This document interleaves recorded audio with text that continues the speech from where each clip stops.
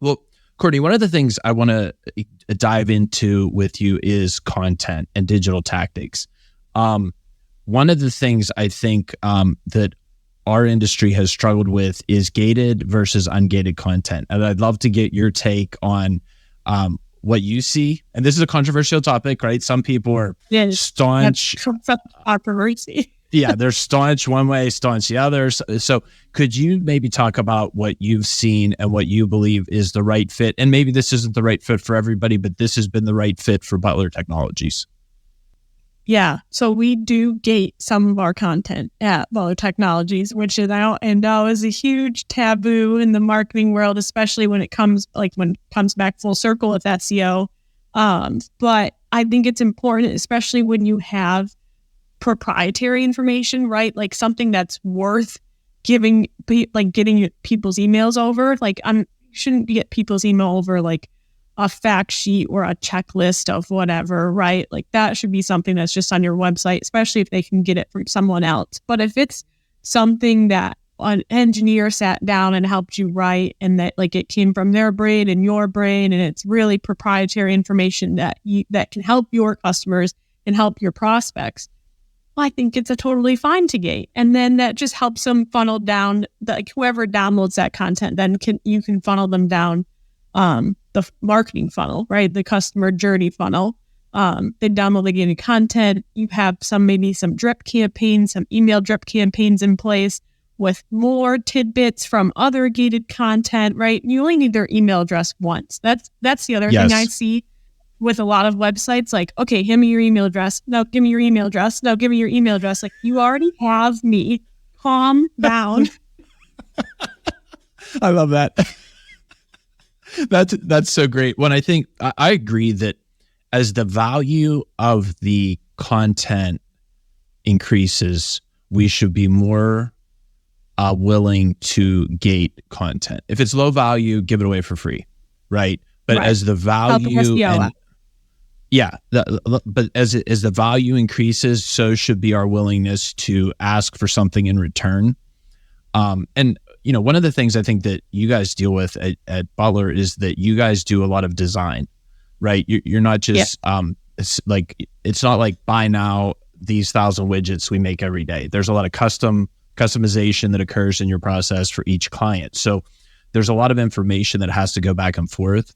And building that muscle memory with you and your client early on, that there's going to be some back and forth, I think is a good idea. So if they're not willing to give you an email for some high value content and for them to engage you, it's going to be a long, and not long because I don't want to like overemphasize that point, but it's a design process with engineers and very technical people, then I think that is a very reasonable ask. Absolutely. Yeah. Like you said, if they're not willing to give me their email address for this 20-page design guide, and then they're not going to want to sit through 20 different emails with our engineers, probably not a good fit for each other. And it's fine. Yes. Yeah. Move along and we'll wait. We'll have the next person who's willing to engage in that process for this, very large and intense capital investment project that's going to move them forward. One of the other challenges we see with a lot of manufacturers with their marketing departments is that we're all told we need case studies. We are all told we need to give examples of our work and client testimonials. But in reality, with a lot of manufacturing clients, especially technical manufacturers and design build manufacturers, we have NDAs. We can never talk about, like I was in a client meeting that was like, oh man, we just did this amazing project. It's amazing. The outcomes, the results. I mean, it's so beautiful. Just amazing. I'm like, great, let's document it. They're like, yeah, we can't talk about it.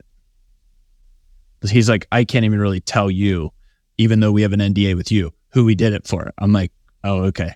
So have you experienced that in your position? And what do you think, that's something that's missing is those case studies.